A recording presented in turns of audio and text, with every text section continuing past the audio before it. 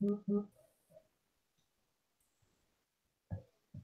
everyone out there in podcast land. Welcome to the Front Row Movie Reviews, the podcast for people who actually like movies and TV. And we are back with another episode of Discovering Star Trek, here to talk about the penultimate episode of Season 1 of Star Trek Discovery. We are a day late because we had to wait for millions and millions of people to watch a grown man cry and then choke to death. And then they also watched This Is Us. So, yes, that was a Patriots joke for people who actually pay attention to football, unlike Mike.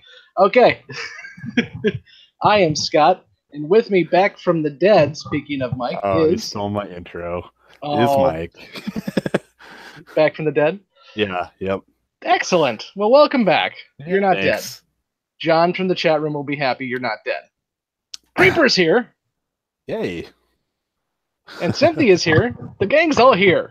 Hi, chat room. Yes, rumors of my death have been greatly exaggerated. Maybe not that greatly. They've been kind of exaggerated. I told them last week it was because you were tragically born without any kind of immunity, and you never built up any immunity in your entire life. Oh, that is flatly not true. But you're like the people, like the lady at my morning meeting today who washed her hands with alcohol soap like 15 times in the meeting. I was like, you're the reason why we have flu, just so you know. Well, I don't wash my hands ever, so. There's yeah, okay. There's a mid-range we try to fall into. Okay. Yeah, okay. Oh, go ahead. I was just going to say, I don't want to delve into my medical history, but I feel like I was doing pretty good for a while, and then this last one hit me, and boy, did it ever suck. You were doing wonderful, and then you had children. Yeah, that's kind of true. Yeah, they are walking petri dishes, believe me. I didn't have a cold for over a decade, and then I had a daughter. Yep, she had it too, and yeah, it was a fun time at our house for the last 2 weeks. Well, let's talk about the second to last episode, which is The War Within and The War Without. Such a pretentious title one has never found before, except for in Discovery, because they love pretentious titles. Surprise, Discovery is home, but not, because there's time travel, because we already had the mirror universe, so we had to have time travel. Before we get into it, though, but because, Mike, you were not here to discuss the end of the mirror universe arc, in a brief statement for us, how did you feel about the last few episodes that you weren't able to talk about? Yeah, boy, did I pick some bad ones to skip. My general feeling was that I was somewhat dissatisfied with it. There was just a lot of goofy chintz that didn't make any sense. I was not particularly happy with the big reveal that Lorca was Mirror Universe Lorca the whole time. I can give them credit for the fact that as I've been thinking back through the show, they certainly did drop plenty of hints and possible nods to that fact, but all in all, it just felt really it didn't deliver for me. And there's all the little things about the storytelling that bug me. Like, I just find it utterly, I don't know. I can't get my head around the fact that somebody from the Mirror Universe, where they all dress in pretentious black and gold and eat Kelpians for breakfast, literally, was able to, infiltrate Starfleet to such a level and just get away with it for years. Well, and then it was like a year and a half, but I hear you on that. And then Cornwall points out no one from our Federation could survive alone over there. Yep, so and we're weaker. Yep, and then they just shined that light right on that fact in this week's episode too. So the whole thing just felt really weird, and I'm like, it's like, okay, I get it. You did all the foreshadowing and the storytelling, and I want to like it and respect it, but at the end of the day, it wasn't good. They did a better job of disguising this big reveal than they did the Ash Vok thing. I'll give them credit for that one. But they didn't have the quadruple reveal. But yeah, I mean, all in all, the way the mirror universe thing panned out just kind of disappointed me. So I'll let you go back and listen to the review, but I mostly disagree. I mean, there's always some stupid things in there, but I think last week's episode, and the reason why I'm going to rehash this for those who listened to the last week's episode, um, is because I think this episode throws everything that they did to fix this show last episode out the window. So I got to kind of start over. But as I mentioned for last week's episode, the end of the Mirror Universe, we finally got the Discovery crew doing something because Lorca and Berman were off the ship. So Captain Saru, who is an excellent captain, even though he should still be in the brig for treason, did everything right. They started planning for a suicide mission, but to quote the Martian, science the shit out of it and figured out how to get around it. And they had the Discovery even looking like a ship that I almost liked, and dealing with the attack on the spherish eyesore, whatever the hell that thing was. Yeah, and then they blew up the eyesore, so I was fine with that too. Yeah. They cleared the deck of Lorca for now, although I still think Lorca is going to come back, and this week's episode proves it to me even more. And basically just kind of wiped everything off that and moved on, and I was happy about that until the last 2 minutes of the show, which brings us to this episode. So let's go ahead and talk about how we feel about the War Within and War Without. So Mike, what are your first impressions? So this is interesting because I already got a sense of what your feelings are because you've said it several times now. I know. I never bury the lead. You know, and it's funny because I have to just go back a little bit to the last 2 weeks because at the same time there were a lot of great moments in the last 2 episodes that I enjoyed, and I to your point, I really liked the crew coming together. We actually heard some more names of bridge crew and familiar faces and stuff. There are aspects of it that I really wanted to like, including Saru channeling his inner James T. Kirk. But at the same time, you know, like I said, all in all, those last 2 episodes kind of fell flat for me. I actually liked this week's episode. I got a sense once again that even though, I mean, I have a feeling you're going to get hung up on a lot of the minutia, or what I would consider to be minutia. I am bothered by the fact that the spore drive can now travel through time as well. I don't think that's ever been mentioned until the last 2 minutes of the last episode. But and we can terraform the planet in 30 minutes. But yeah, well, without the Genesis, I wasn't going to go there yet either. But but in general, most of this episode left me with a vibe that I really liked about the crew interacting with one another and kind of coming together. And I don't know that I necessarily buy it that anybody but Tilly sat down to the old lunchroom scene with Ash 2.0. That was almost after. That was like when we used to come home from elementary school and they had the after-school TV specials, where it was Ash was the bully, but he's coming around, so we all have to like give him a hug. I mean, very Saved by the Bell. Yes, and it was, and a lot of what I think, a lot of those moments in this show are good, should be good if they weren't so rushed. If that makes some sense.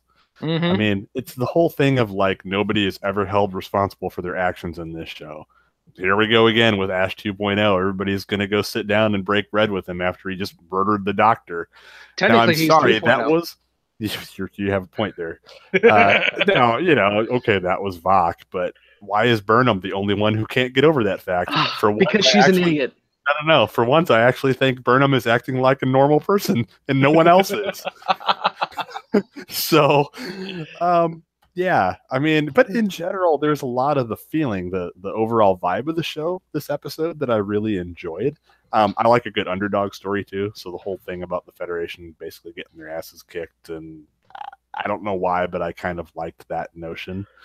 But there were also a lot of other things that I guess, I don't know. Did we have a structure? What was the leading question in this? This is your first reactions. We'll talk about what you liked. Okay, there we go. I promise. All right. Okay. So my complaint with this episode is not the minutia, although there's some really stupid stuff in here, but that's normal for any show at this point. I'll let them terraform a planet in 5 minutes. Fine, whatever. My big issue is structurally this show is taking. This is exactly the opposite of what you're saying because you said they need more time. Mm. I think they've beat this serialized story to death. I get it. I mean, you look at the opening credits and everything is being, we see a communicator and it's being dissected and brought back together. I get it. You're trying to show me the birth of what is Star Trek. Got it. We're discovering Star Trek. Haha. I came up with it first in the podcast name. Which story is being beat to death? Because I feel like they've run two very okay, yeah, very good. Okay, stories. The Klingon War. Mm. And the whole we aren't really the Federation yet. Mm. The first part, the Klingon War thing. Okay, the houses are warring against each other. How in the hell does the Federation, even 10 years before TOS, not be able to at least hold its own against 24 different factions? I get it. It made sense to me. I didn't like it, but it made sense to me when the Klingons were banded together and they were one force because they're a force to be reckoned with. Now they're fighting each other, and you can't figure out how to save your star bases from blowing up. I mean that was where they copped out with the whole suicide bombing thing, which I do take a major issue with. And fine, once okay, that makes I don't understand why Klingons are committing suicide because it's not exactly what Klingons tend to do. Yeah, but it happened once, and then they said a few days later it happened 3 more times. You probably should figure out how to not let that happen again. Build some kind of defenses that makes cloaked ships not get through them, like a wall of starships. So the Klingon War is getting drug out, and we even the group minus you said the one thing that made the Mirror Universe the best for us was the fact that the Klingons got tossed to the side and we didn't have to deal with them. Now the Klingons are back.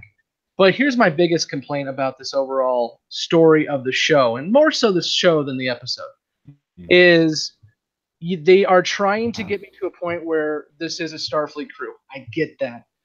I understand what you're trying to do. They went dark because they had a guy leading the ship that wasn't supposed to be leading the ship, driving in the wrong direction, but because they are the altruistic humans that we get in the Roddenberry universe, they're starting to move back towards the center like they should have anyway. I get that. We did that last episode. So now the whole we're putting Georgiou in charge of the ship because we have to prove once again that we're better than them is just drawing out the show for 2 more episodes. I got it. Move on. Be Star Trek already. You're tiring me. When you say it like that, I can't really dispute it. I mean, that is interesting. There was so much that happened in this episode, and I'm still processing it. But I had an overall sense of enjoying the episode, but I mean, I do totally see your point. Now, for me, through most of this season, and man, is it me or does it feel like it's been long? Well, because they made us take a month break for no apparent reason. There was that. And I guess for me, I feel like the Klingon story has, for the most part, been a backdrop more so than a real serialized story. Ash Vok notwithstanding, although really that wasn't even really a thing until semi-recently. So I guess that part of it I haven't gotten soured on yet.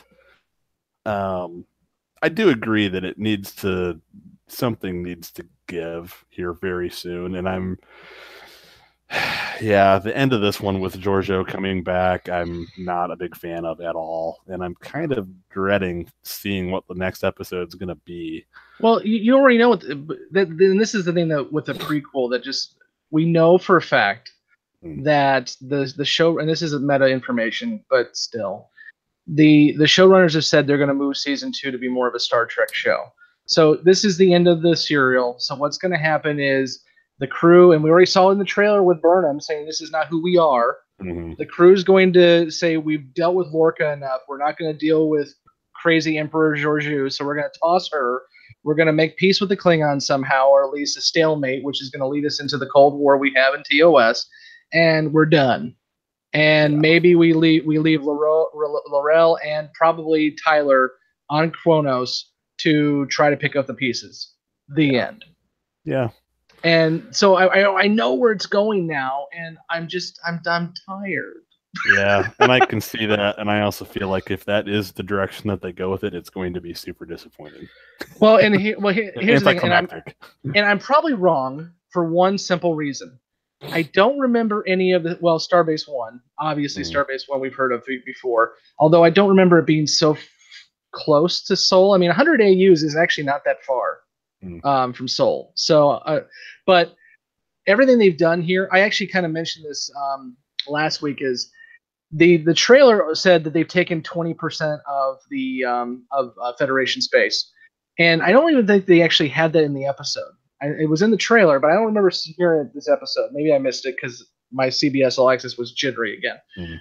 But I was thinking, okay, 20% isn't actually that much of Federation space. Maybe they could argue the Federation actually expanded farther than what we know of in TOS, and this is just kind of bringing it to TOS size. But the fact that they got all the way almost to the Soul sector, which for those playing the home game is Earth, that tells me that we're going to have a reset button. We can't leave the Federation like this, so we're going to go back in time. Yeah, I'm a bit frightened about that aspect too, and I've kind of had that same question lingering in the back of my brain, as far as we'll just say the lack of diversity aboard the Discovery, and uh, we've seen what, maybe 4 5 alien races thus far. And two of those aren't even represented on Discovery. I haven't seen an Andorian or who are the pig people? All right. All right. Yep. But otherwise we have like weird cyborg chick, and who sometimes sits in the captain's chair, and Saru, and that's kind of it. Mm-hmm. So it has left me with a lot of questions about just how big the Federation even is at this point.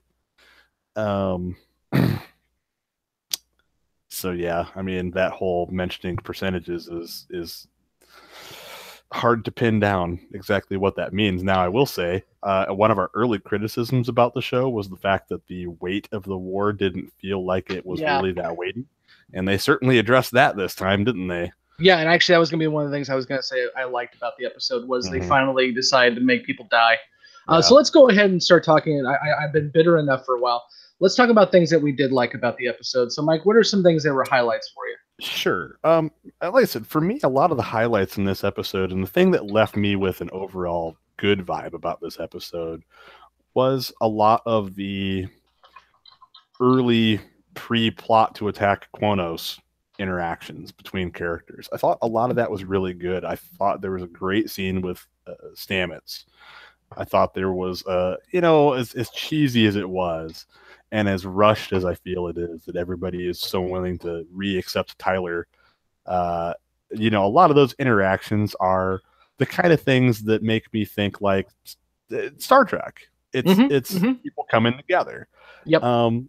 Saru continues to be delightful. I thought the interactions between Saru and Michael regarding her dinner were not, I don't know what the right word is, but it was a thing.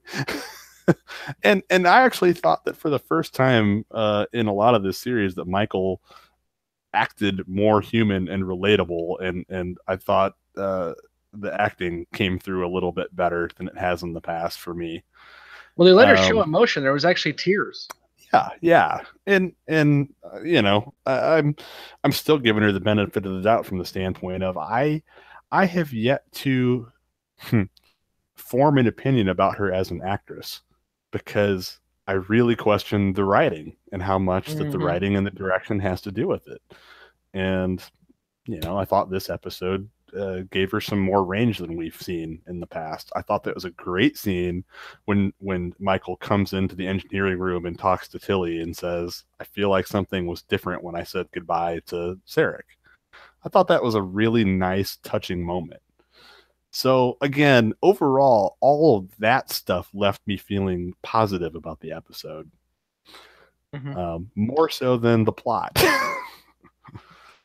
Well, a couple things that you hit on that I like too, and it has already been mentioned in the chat room as well, is the Stamets-Tyler interaction. I thought that was honestly the best scene of the episode. It gave Anthony Rapp a chance to actually act, which again, the writing has not allowed him to do much. And totally agree. It was very human, but it was very human of in the Roddenberry universe. Mm-hmm. Stamets as a character is already moved, and I talked about his arc last week. But I love that his arc has gone from I'm just an asshole who likes my mushrooms to I'm actually starting to like people and understand that people have emotions too, and I don't have to be a jerk about it. But I love the fact that he's not willing to, unlike everyone else, he's not willing to give him a hug and sit down at the lunch table with him, but he's willing to give him the benefit of the fact that he wasn't in control, and maybe this new guy, Tyler 3.0, has a chance to correct what he's doing. As long as he feels the guilt and pain of killing another human, then he's still human. And I love that interaction. Yeah, and you know what's interesting is, I mean, and I don't want to come off sounding like I want to watch a bunch of mopey characters moping around for week after week after week, but but when I say that I feel like a lot of these things are rushed, I almost forgive Stamets more because he was briefly omnipresent, but arriving at that point where he meets Ash in the hallway and he doesn't immediately try to kill him, but actually you saw in his eyes though. His eyes, he's like, I really want to rip your head off. Oh, you totally did. But I guess where I say I feel like it's rushed is I feel like he reached a forgiveness point awfully quick, and so does everyone else on Discovery. Is my only point about that. And again, I don't want to watch everybody like give Ash the shunning, for a month or a season. But at the same time, they're kind of powering to that moment, and it is very Roddenberry. Well, and they're very much foreshadowing. The chat room hit on it already. Is I don't think Ash is going to be around after this season. I think he is going to be the catalyst that fixes whatever it is. He's going to have to sacrifice himself and sacrifice whatever Vogue is left to make this happen. Because Vogue's going to see the error of his ways, and to whatever his name was incorrect, and this is not the way the Klingons need to move forward. So Ash will be gone after this next episode, so I understand that they got to kind of pace this thing a little quicker. But it's just kind of annoying the way they're going there. But again, I really like that scene with Stamets. I think I agree with you that Michael is showing some emotion for the first time, and like regular human emotion, exactly, like a real person. And I gave her credit the last episode. The last episode was the first time I thought she actually was making the plot move along rather than the plot moving her along. Yeah. So, and I think that's still going on.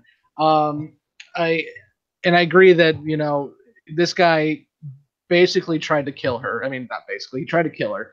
Not to mention that, but he lied to her over and over and over again. So no, she's not going to sit there and be lovey-dovey with him. Yeah, and I mean, and I thought it was actually a good call out on her part when they had their confrontation. And the fact was, everyone else is willing to be like, oh, well, sorry, Ash, but yeah, you were Vogue in that point, so it's cool.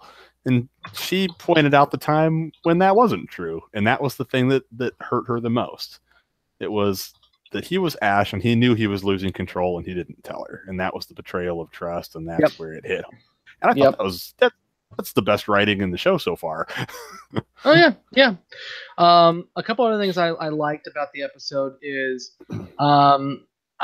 I still think the crew is coming together, not just the Saved by the Bell moments, but the crew is starting to be a crew. And I continue to say this. I want Captain Saru to be the captain. I mean, even when the Admiral clams up and is freaking out because it's Starbase 1, Saru's like, okay, let's get the hell out of here. That was a great scene. Yeah, I like that too.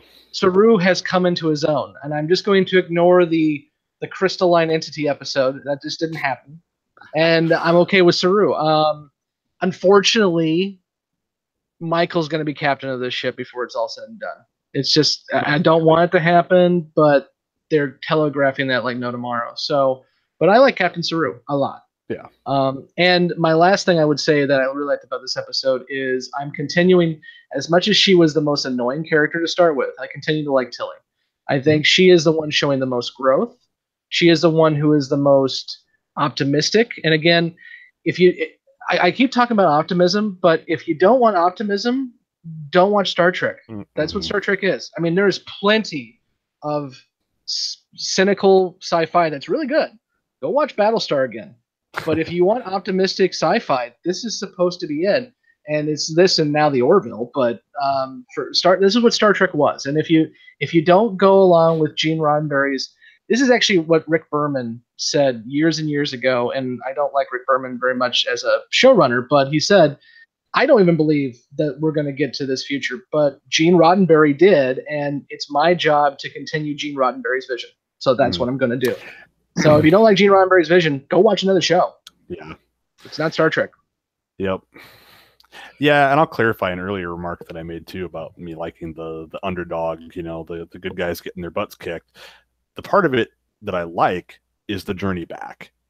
And to me, that is, again, another opportunity to be very Star Trek-y. And depending on how they handle this next episode, and I'm all but certain it's not going to be well, but that is the aspect of that I enjoy. So let's go ahead and talk about things we didn't like about the episode. What do you got? I do take some issue with the blatant Genesis device ripoff. It's one of those things where I can, in the back of my head, explain it in a lot of different ways to make it okay. We never saw anybody down there without a spacesuit on, like waving nets around, capturing spores. So their version of terraforming isn't the same as what Genesis did. It also did happen awfully super fast, and it feels like lazy writing when they borrow things like that from already completed material. So that was something that definitely bothered me. I'm definitely continued to be bothered by, I think I said in a really early episode that the Klingons didn't feel very honorable. And I think a couple of people kind of rebuffed me by saying, like, well, Klingons have their own code of honor and they do what they do. Fine. Suicide bombing still doesn't seem like a very Klingon thing to do. So that continues to bother me. And I mean, the story of the houses warring with one another, I'm actually okay with that. I do see your point about how 24 different factions are all managing to whoop the Federation at the same time. I could see it. They do have an advanced technical advantage. It also seems to me, and again, back to the remark about the size of the actual Federation, it seems to me like there aren't that many Federation ships.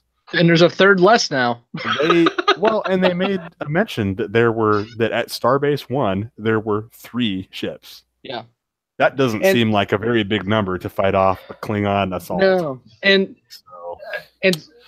I was thinking, and I was thinking wrongly that Starbase 1 was Space Dock, but Space Dock doesn't exist yet. Space Dock doesn't come around and Space Dock is what we see in Star Trek 3 and on. But so Starbase 1 is the biggest starbase. It's the first one that is put together by Earth and the soon-to-be Federation, and it's at 100 AU. It's just basically outside the Oort cloud, so it's like still in our solar system. So the fact that there are only 3 ships there is really, I agree with you there. Now, of course, Star Trek has always done the Enterprise is the only ship near the Earth to save it. I'm like, if you have a massive Federation and there's only 1 ship near Earth, we have problems. Well, and the fact that we know that Constitution classes are out there and have been for, I forgot how long they already said. Well, I mean, if you go off the general timeline, Robert April already had his time with the Enterprise, and Decker is in charge of it now. Not Decker, Pike is in charge of it now. So, I mean, and they've actually mentioned Captain Pike and Captain April, so I'm guessing that's the way it is. And I guess, and the other argument there is that the Constitution class was like the long-range ship. Yeah, so there are all the Bozeman's and Mirandas and other, ships that are supposed to hang around the solar system to make sure that nobody messes with Starbase 1. I mean, the Enterprise, the Excelsior class is around for 70 years after Star Trek 3, and I know that's because the models were cheap. But I mean, in canon, the Excelsior is around to fight off the Dominion at Deep Space Nine.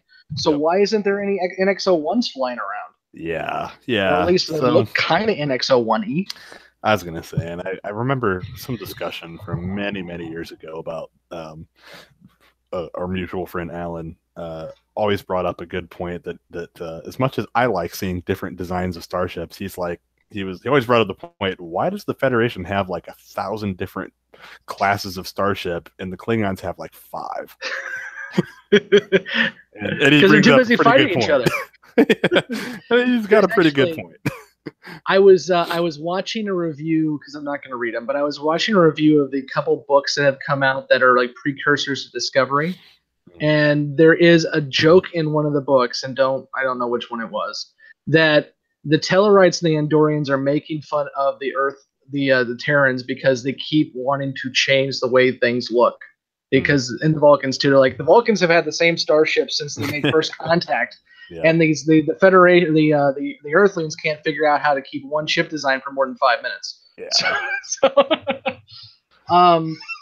But yeah, so the other thing that annoys me about this episode, and you've already hit on the terraforming, and it looked cool. I mean, that was really cool looking. It was clearly meant to. I don't think any of it looked apparent all that terribly functional, but no, just like and a spinning saucer on Discovery. And they never actually told me how that worked, because they made a point that it took Stamets a very long time to grow his crop for the Discovery, and they said we have a problem because we're out. And then with a little, I don't even think they used technobabble. I think they just skipped ahead and said we can do it faster now.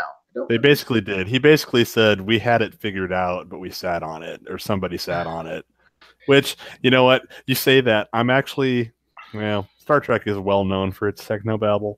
I actually was okay with the fact that they didn't, because if they had said something, it probably would have just pissed me off. Oh yeah, no, I agree with that. My complaint isn't that they didn't tell me how to do it. My complaint is they did it, because now spore drives are even easier. Because if we can seed a moon in 5 minutes, and fine, maybe they play with time. If we can seed a moon in a matter of days, then spore drives can be on every single starship in 5 weeks. I mean, you know, and to that point, they've already mentioned in the series that they were already mass producing spore drives to equip the entire fleet with. Yeah.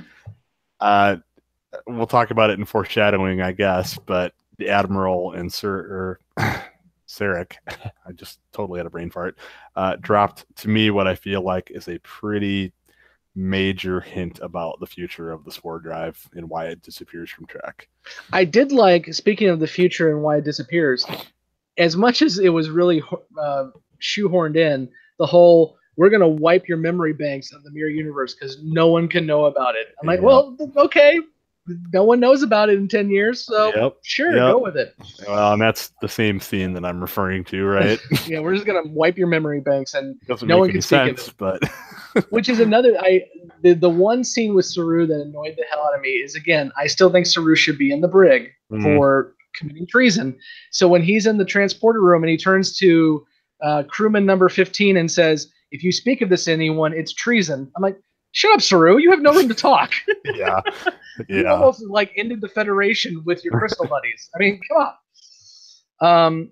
But no, so I've already kind of hit on my major complaints. So I won't beat a dead horse, but my complaint is that I don't like the fact that we have a crew now who is starting to move in the direction we want them to move, but because the writers feel we have another episode to go with it, that we have to make Georgiou in charge of the ship.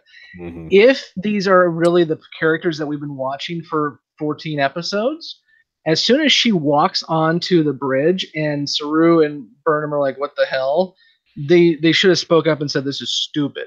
Yeah. But they're not going to do that because the writers need one more episode, which I was talking about this a couple weeks ago, and I was saying that I almost was thinking that my complaint was with Brian Fuller now, based on the fact that as the show went on, it got better for me. But it came out last week that Brian Fuller actually wanted to get to the Mirror Universe quicker. He wanted to get there in the first part of the season. And when he left, the new showrunners felt that we needed to live in the characters more before they got to the Mirror Universe. So I'm just thinking that these guys are drawing this thing out for an entire season when it was a 4 to 5 story arc. And that's my biggest complaint is this thing is just stretching beyond belief. We could have ditched the whole Crystal episode because that makes no difference at all now. We could have ditched a couple different episodes there. The mud stuff was fun, but it doesn't make any difference in the whole grand scheme of things. And so here we are 14 episodes in, and I'm still having to deal with this crap. Well, I mean, and I am fine with episodes that are standalones. I mean, we've always said it's I don't want to call them fillers because the meta episodes were a lot of fun, and I think especially like the time looping one, that's all it was meant to be, was a fun episode. It didn't advance the story, and they didn't make any pretense that it did. Um, and I guess that's a point where I guess we disagree. Is I don't feel like this has been stretched too terribly far, except for when I have to watch repetitive scenes of Klingons banging or talking to each other in Klingon. With lispy voices because the fangs are too big. Yeah. And Creeper makes a good point, that the whole we found Georgiou. She didn't die at the binary stars. Everyone on that bridge saw her as the Emperor. Oh, yeah. Everyone saw her. Is that true? Did she do a hologram to the Discovery ever? Yeah, because remember Lorca smiled when she came on screen. I thought they were somewhere else. I thought they were on the Shenzhou. No, he was. Was it the Shenzhou? I think they were on the Shenzhou. Yeah, it was a Shenzhou. Creeper, you're wrong. It was a Shenzhou. but to your point, you're right. Discovery was still in warp at the time. To your point, it's very flimsy, as is the fact that anyone in their right mind would take a person from another universe who is not a Starfleet officer, who has who knows what qualifications, and they'd plop them into the driver's seat of the ultimate weapon. That just I'm starting to think that, and this is going to go in my predictions more too, but when everyone's saying in the chat room, not everyone, but most people in the chat room are saying that and you kind of mentioned it too, when Burnham said that it felt different with Sarek, people are saying that they're probably not going to see each other again. They're actually jumping to the idea that maybe Michael will die. I see it as they're playing up the reset button. Mm-hmm. The fact that these 9 months have been so horrendous, that these people have gone so far that they're beyond fixing. Cornwall has gone through so much stuff that she's willing to give the Emperor of the Terran Empire the bridge of the ship because she wants to blow stuff up and get revenge and stop this war. That we've gone so far. I mean, Sarek, who in 10 years in the Journey to Babel is going to hate Starfleet. He's going to hate his son because he joined Starfleet. Mm-hmm. And he's now mind probing people without their permission and doing they've gone too far to where I think they have to reset, which is another reason why this episode annoys me. Yeah, well, I guess we'll see. And you know what's interesting is I feel like the Admiral's character is uneven, because in a lot of this episode I actually really liked her. Oh yeah. And until it got to this point at the end when I felt like she did an abrupt 90-degree or 180 turn and has become Lorca 2.0. When prior she criticized him for being not the man that she remembered. Well, and we didn't talk about it, but aside from the terrible makeup job, the interaction between Cornwall and L'Rell was actually a pretty good piece. They had already run into each other. L'Rell had spared her life, and they were talking about how we're not as different as we feel. A thought L'Rell is like, well, I didn't think any of you had courage, but obviously you did because you went through a lot of crap to get off my ship. That was a good scene, and then you're right, it just all went downhill with her character. And it was a very poignant moment when she asks L'Rell, how do we get the Klingons to stop? And she says, you don't. And the Admiral turns and walks out of the room. Now, the writers, I'm sure, are going for that moment, that revelation, or being the revelation that causes Cornwall to do the 180. But I don't buy it. I can almost give it to him because it's correct. How did you get the Klingons to stop in the Prime Universe, even if this is Prime Universe? They had to blow up their own source of energy and kill their planet before they stopped. Yeah. When Kronos was going to die in 50 years, that's when they finally said, okay, we could use some help here. Let's have peace. So I get that they're an unstoppable force. And that was actually hit on with Deep Space Nine, too, because when they finally let the chains off and they started going after everybody, it became an all-out war for an entire season. Deep Space Nine did it better. But so I get that, but it's not earned. Yeah, no, and I agree with you completely on that. Sorry, I'm ranting now.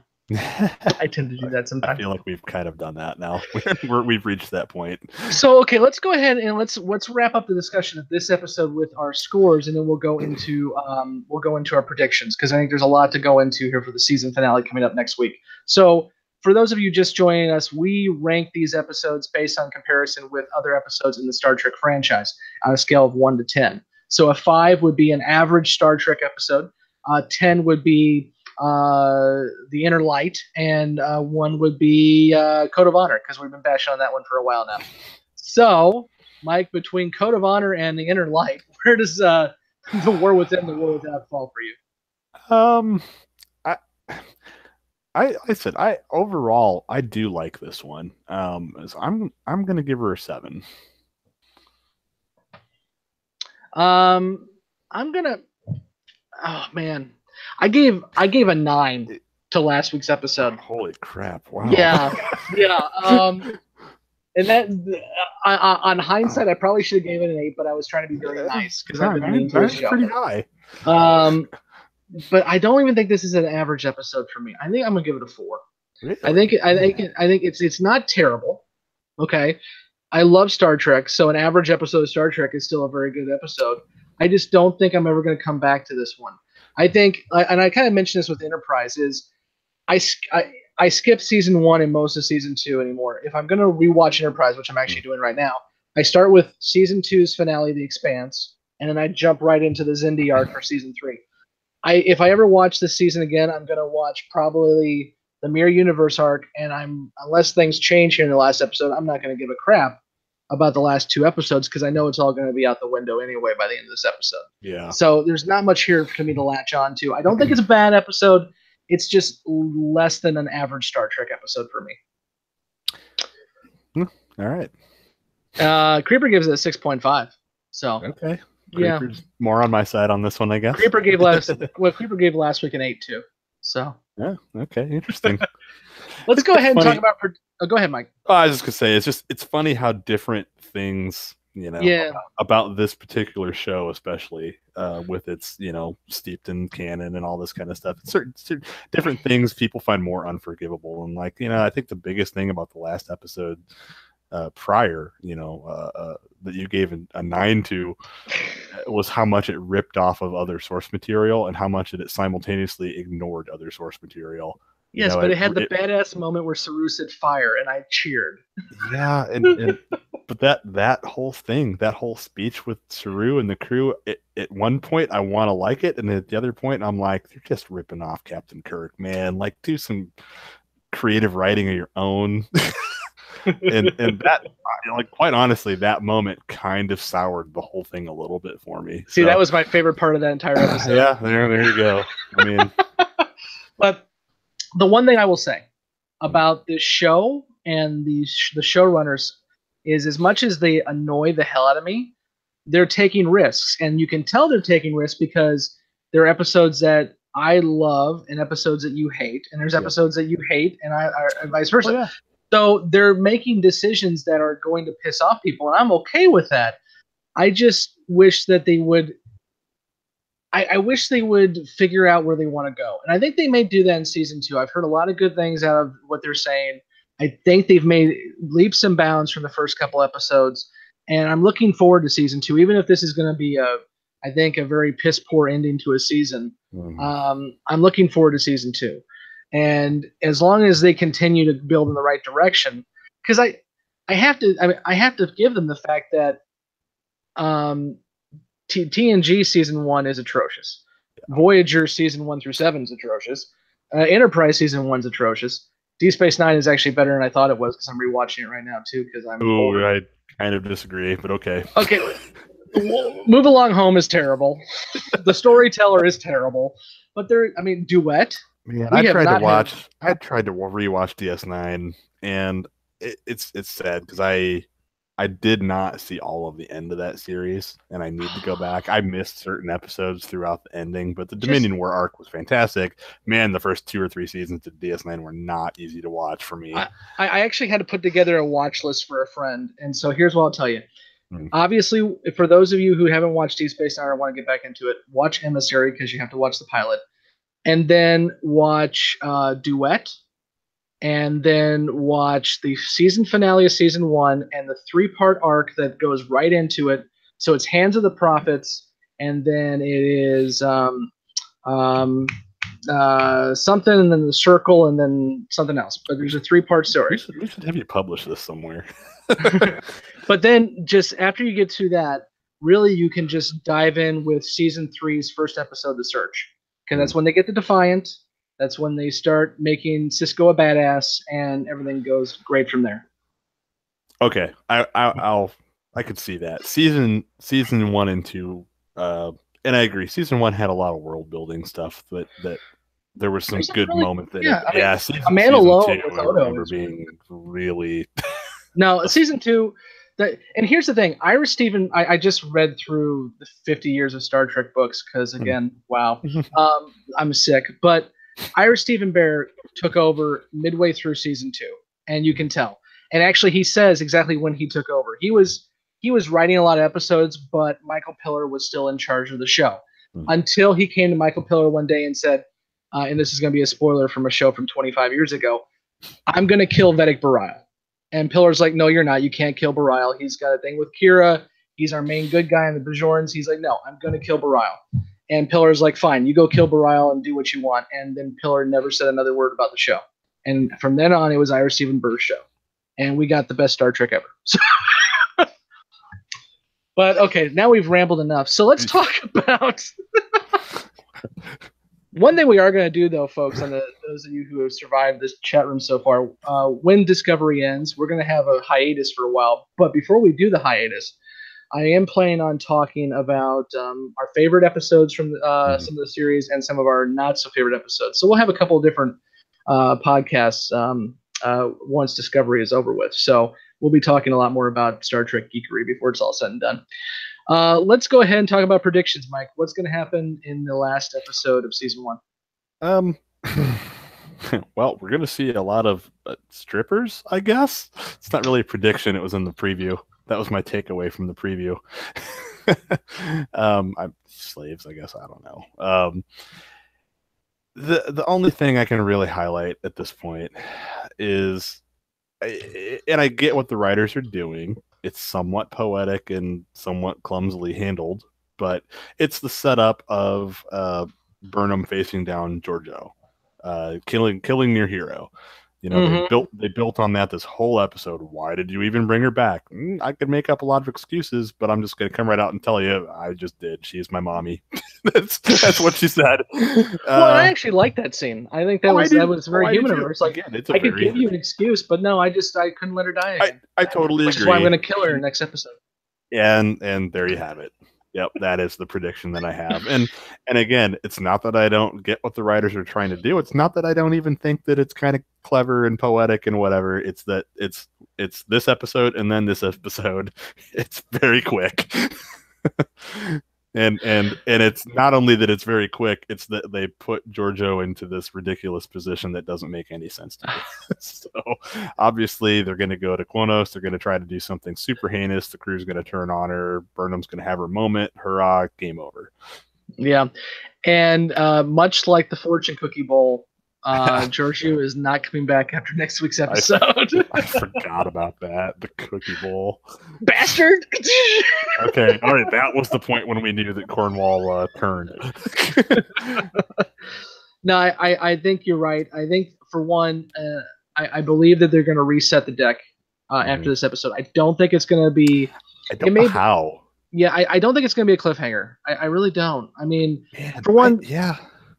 Go on, sorry. Go for it, please. Go for it. I was going to say, I don't know. I'm actually very confused. Do we know if the next episode is longer than normal? I don't know, but this one was 50 some odd minutes, so this was a longer episode. It was a longer episode. I'm struggling with the fact that we're supposed to have a season 2 that is different, that we have talked about, maybe even being a completely different show for all intents and purposes. And I don't get how they're going to wrap up what they've done here in one episode in any way that is remotely satisfying. You're not going to unify the Klingon Empire. You're not going to pacify the Klingon Empire in one episode. And then they're also throwing in this whole additional story about Burnham and Georgiou and this and Burnham and Sarek and everything else. Yeah, there's just so much that's going to happen here that it's going to either be a cliffhanger or it's going to suck. It's going to suck because it's going to be a reset button. My joke last week was, an insurrection when the joystick pops up and Riker flies the ship. There's going to be this big reset button, and Saru's just going to go, Gah! Yeah. We're going to go back to binary stars, and it's going to reset everything. Severely hoping not. Oh, and by the way, before I forget, I have to point this out. Okay. They're approaching Starbase 1, and Saru's little dealies go,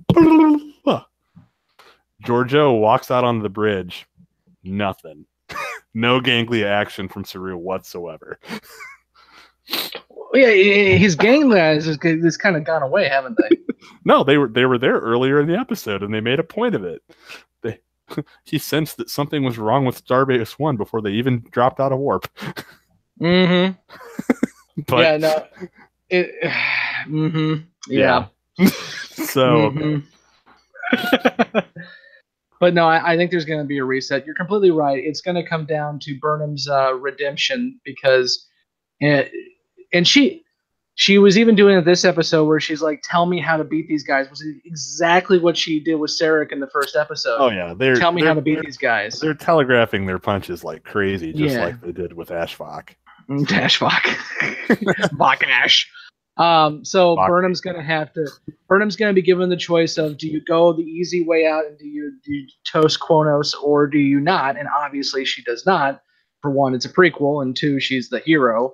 Mm-hmm. I still question that, but she's supposedly the hero.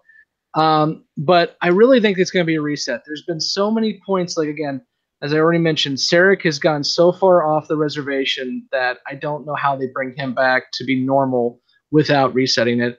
The Federation has been completely wiped out to this point. So unless you're going to have the entire next 10 years rebuilding, and again, this is the problem with prequels, and it was honestly the same problem with we were talking about Deep Space Nine. Where the hell is the Enterprise during the Dominion War? It is the best ship in the fleet. Where the hell is it? Mm-hmm. Where the hell is the Enterprise during Discovery?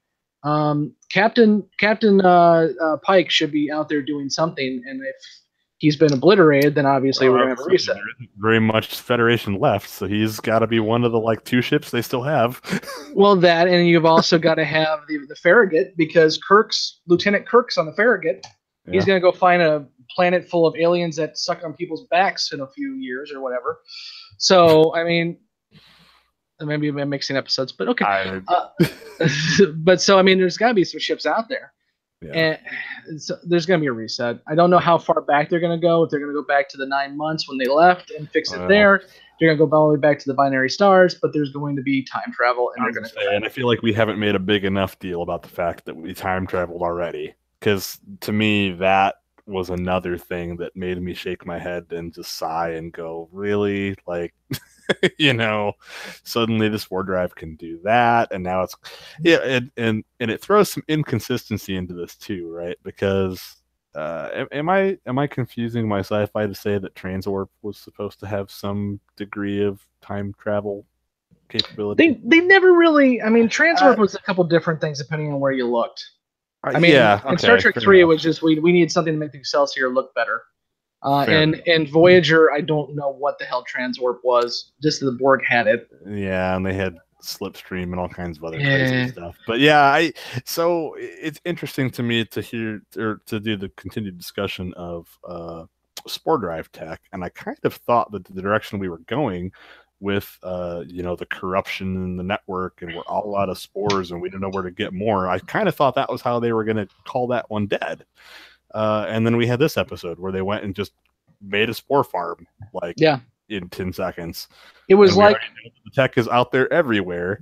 It was like playing Zerg with StarCraft. You just got the creep going, you're fine. That is a fantastic analogy. They just spread creep all over that planet. But yeah, so I'm kind of left wondering, okay, so what reason are they going to have for getting rid of spore drive? Is it going to go back to the whole moral, we can't have people going to other universes and looking for their uncles and their dead cats and stuff, and because that doesn't make any sense. I want to find Fluffy. I'm like, that doesn't make any sense if you turn right around in 50 years and start trying to build a transwarp drive that does who knows what, and yeah, And this goes back to the whole idea that they should never have done the spore drive. All you had to do was call it transwarp, and it would have fit in fine. I mean, the mushrooms wouldn't have happened, but whatever. The mushrooms aren't doing much anyway. Like I said, it was just interesting to me that I felt like they were building up to a way out on the spore drive that I was going to be okay with, and then they promptly, this last episode, turned around on it. So I guess we'll find out if in the beginning of the next episode they go, oops, our plants died. They're dead again, and this time we don't have the seeds. Yeah, exactly. So, well, my synopsis on this thing, when you look at the video, it says the Discovery's home. They're 9 months in the future. The Klingons have taken over the Federation, and they're all out of mushrooms. And no, I'm not kidding. Mushrooms. All right, but no, yeah. So I think that's what we're gonna have happen. I think we beat this enough. We're going to find out here in a week, and then we'll be done for almost a year because they're saying it probably won't return until 2019. And that's the other reason why I think it's going to be a reset is this show was a one-off that originally it was really a one-off. It was going to be an anthology series. They were going to bounce around time. They were going to do other things. There was talks of Nicholas Meyer doing a Khan series for a while. Fuller had said that this was going to be one-off, and then you maybe do a Riker series, and you do something else and something else. But CBS is like, we spent a lot of money on these sets, so we're going to keep them. And I think it has proved to be successful, and I'm not so sure that they're not going to try to make spin-offs. No. Yeah. Agreed. And from everything that we're seeing, I mean, CBS will not give out information, much like Netflix will not give out information of how many subscribers and how many viewers they've had. But there was a study that came out last week that was based on social media activity and how many people are talking about it. Mm-hmm. And Discovery had more people talking about it than any show on Netflix. Mm-hmm. So as much as we don't know how many people are watching this thing, CBS is making buku bucks off of it. Maybe to a point where they can fix their servers. Well, they did something right, obviously. I was going to note, you watched it yesterday, I assume. I just watched it today, and it was perfect. So I was a little bit curious as to whether the infrastructure was going to still flicker on me today or not, and it did not. So it is definitely just a volume, all that, release night, which I guess might be somewhat telling of the popularity of the show too. Mm-hmm. I think so. I think there's definitely a lot of people watching this sucker, and I still love the Netflix model of you drop it and go. But if they're gonna string it out like this, okay. But yeah, so. We will be back next week to talk about the final episode of the series. But a couple things I wanted to talk about real quick. First off is we're going to do our shameless plugs, which you can find us at thefrontrowmoviereviews.com. You can email us at thefrontrowmoviereviews@gmail.com. You can find us on all your social medias by searching The Front Row. We've got quite a bit of other shows. We have I do a Twilight Zone recap, which I'm 2 weeks behind because Brandon and I have been sick, but we are going to come back, I swear. We have a Disney show, which Craig, my brother, just did a review of Hercules because, 20 years ago wasn't that long ago. And we have quite a bit of other stuff out there, too. So check out the Front Row Movie Reviews to get all of that. And then be sure to like and subscribe if you're watching the YouTube version, Yoda. And be sure to hit that notify button too, because we do these shows live, and obviously we were live this time. So if you want to be involved in the conversation and join us in the chat room, make sure you hit that notify button so you can be told as soon as we go live on all of our shows. And then if you're listening to the podcast version, please make sure to give us a review on your podcast app of choice, as well as giving us a subscribe as well too. We've seen a lot of growth, and we're really excited where this is going to go. And we're going to have some major announcements with the Front Row Network, as we're now calling it. So that will be happening here fairly soon as well, too. The other thing I wanted to do is we have a guy in the chat room who is, well, he's sick. He's got some issues. Not only is he in our chat room every single week, but I was making a joke about how there was some crazy bastards who had built an entire Galaxy-class starship on Minecraft a few years ago. And then Creeper pointed out that was us. So he sent us an email, and so I'm just going to kind of go through the email and tell you a little bit about how Creeper needs some help, so help him out. So from Creeper, so I work on Minecraft server called Mindtrek. We build 1-to-1 scale sci-fi ships. You mentioned the Galaxy class video you saw, And that's a very outdated video. What we do now is bigger, better, and far more accurate. And he goes on saying that they've done a Miranda class, custom, not the Reliant, an Archer class, a custom USS Franklin, and finally they have done the Discovery. Part of the reason why he loves the Discovery design is because he spent so many months building it in Minecraft. So you can check out Mind Trek at their website is Dynmap, D-Y-N map. So D-Y-N map .mindtrek.net. So again, D-Y-N-M-A-P .M-I-N-E-T-R-E-K.net. So we love having you, Creeper. You've been a great addition to our conversations. Keep with us. And if you want to see what people can do with Minecraft and way too much free time, check out Mind Trek. Because, oh my God. I just might do that. Yeah, it's pretty intense. I watched some of the videos. I have children, and so I don't have that ability, but more power to you. So, okay, until next week, and Creeper says thanks. You're welcome, Creeper. We're all about shameless plugs here.